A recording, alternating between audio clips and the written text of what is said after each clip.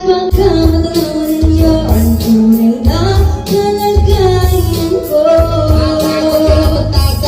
Naupulit niyo po ba kayo sa lukaw ng malaking bayat, palawak na bakuran, mga asa, pader, pinapaligiran, at saka pinang mga mamahalin na sakyan. Mga batay lalaki, bulong na bulong, wala namang kasal pero marami yan ang paparo. Tumakas ka na kung naliwalang putas sa bubo, mga patututsara lang, ikilala ka tutuwag, kakanin ay simputi ng gatas na lasa kahunan, kahit na hindi pasko sa lamesa ay may amon. Kasarap siguro manilag sa bahay na ganyan, sabi pa nila, ito mo rin makatapuan ng taon na nagbabayaran ng isang mupuan na po may pagkakataon ay pinagkakaluan. Kaya naman, hindi na pinagkakawala kung makikita ko naman siya ay nakisisigawan. Ayoko na nakaupo, subukan niyo naman ang tumayo.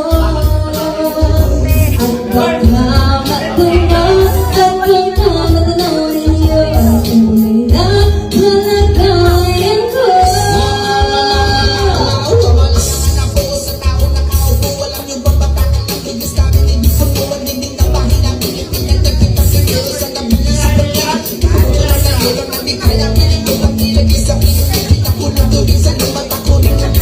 Gamit ang pagkakong na inanod lawang sa estero, turigasin ko sila, sumaki ang iba nyo mga pinay na may pitan, parang isang kaldero na nagtagamit lang pala at ang isungkito pero kulang ako ng kain. Wala man na yung kasi inasigit ang pisos sa mga kamay mo sa pasyahin. Di ko alam ko talaga ang maraming ako matakas na ang tako doon ang pupunan kung kakalaman po kayo dahil sa dami ng pera nyo walang tutol ang makakapagpalira.